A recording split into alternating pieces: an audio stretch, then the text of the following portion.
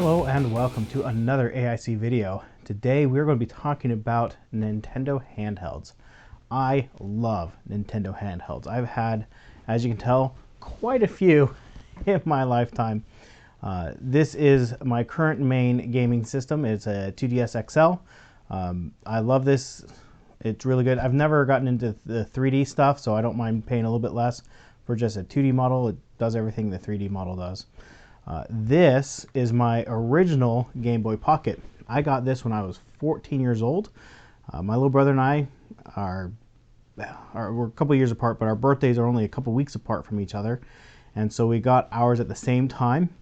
And this was mine. This was my original one that I got, that I've had this whole time. And this is the very first game I got. So these were my original personal Game Boy devices. And obviously since then, I've purchased more games, things like that. But as I've gotten older, while this device still functions perfectly, my eyes aren't as good as what they were. I also like playing at night in the dark, or in situations where there just isn't as good of light. And this device has always needed very good lighting to be able to see the screen well and play. This room I now have 2 lights and the ceiling light, everything. Plenty of light to see the screen on here. But like my bedroom, whatever, just not very good light. So I went online and I knew, it was after I'd already become an adult, that Nintendo came out with these. These are the Nintendo Advance SPs. And being a self-power, I love that the battery is rechargeable. That's another problem with this, is I was constantly going through AAA batteries. And especially on a game like Pokemon, where it's not always near a save point, I would often end up losing battery at an inconvenient time. So I love the idea of being able to charge the battery. And this also had a front light. And so it works pretty well. And it definitely is something I can use in less lighting than I could, say, my Game Boy Pocket. But it was just okay. And so mostly this has been used by my kids. They've all been wanting to play some of my older games, and with just one device that would be issues. So with 2 devices, we were able to split up the gameplay a little bit. But with so much in my house, I really wanted to give another option to my kids, and so I picked up this.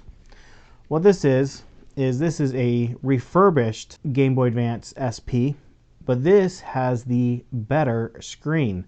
So the old screen, the model number on there, I've got to read it, is AGS 001, and that's the front lit screen. This one is the AGS 101, which is a backlit screen, and it's significantly better. Significantly better. If you're looking to buy one of these, there is a price difference. So this is not refurbished. This was just a used one. It's scratched, it's beat up, original shell, and I paid about $100 is what you pay for something like this. It's not perfect condition, like I said, but it does work functionally, perfectly. It works perfectly, and the screen is in really good condition. And so about $100 plus or minus a few bucks, depending on condition, for one of these. If you want a refurbished one with the front lit screen, you're going to pay about $160 or so, but you get a myriad of cases, colors, things like that. You have translucent pink with green buttons. I mean, they're pretty extravagant in what you can get as far as customization. But if you step up another, it's pretty significant. It's about $220, $230 for the one with the better screen. And to be perfectly honest, I would recommend that. I would absolutely buy this over a refurbished one of these, or even just a used one. I do think it is worth twice the price. But let's go ahead. I'm not going to let you take my word for it necessarily. Go flip the camera and take a look at these and compare them side by side with each other, and so you can see that difference. So let's go ahead and do that now. All right, so starting off with the Game Boy Pocket, go ahead and turn this on here.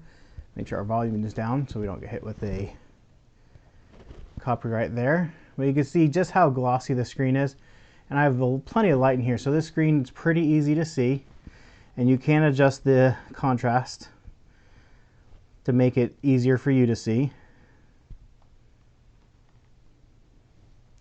But you can see it just a lot of reflections, need a lot of light. It's just okay.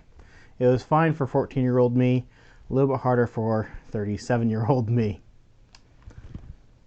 Now I have two of the same games here. We'll use them for comparison. That way we know we're comparing apples to apples.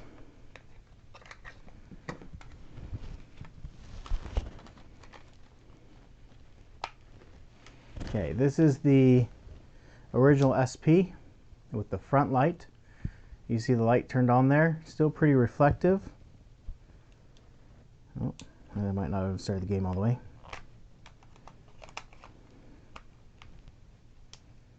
There we go. Okay, and we can hit this button here. Kind of hard to see, but that turns that light on and off. No, one of these cartridges must be bad.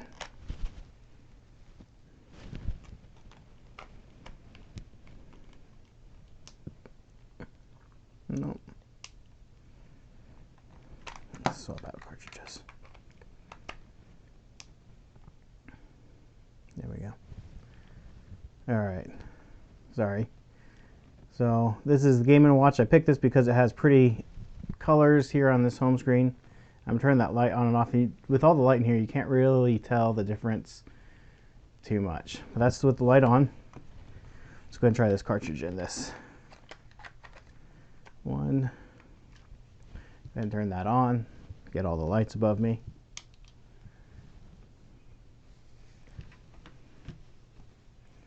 And you can just see right away, once this loads up here, you go load. I think this cartridge is bad.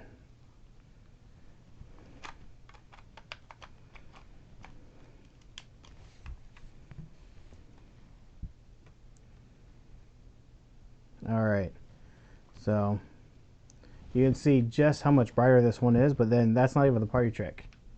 It gets even brighter. So this is on its brighter level. That's dim, that's bright. And just look how much better the colors are.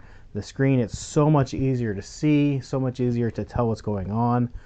I don't know about you, but for my eyes personally, this, now they're on the same screen here, you can see, get rid of that glare, just how much better and brighter that is. It's night and day difference between the two. So if you're looking to buy one of these, definitely go with the 101 with the backlit screen. In fact, I'll even put a link to it in the video description. So yeah, if you're into retro gaming, you love your Game Boy games, but you want to upgrade to something that can play the Game Boy games, but have a better screen, this is definitely a great option. You can go with a Nintendo DS, but I find that to be far too bulky. The DS Lite doesn't play Game Boy games, so that would actually be my preferred option, but this is definitely as good as I think it gets with the older Game Boy games. Anyways, if you have any thoughts, questions, comments, leave that in the comment section down below. I will do my best to answer those. Thank you for watching. I hope you have an amazing day.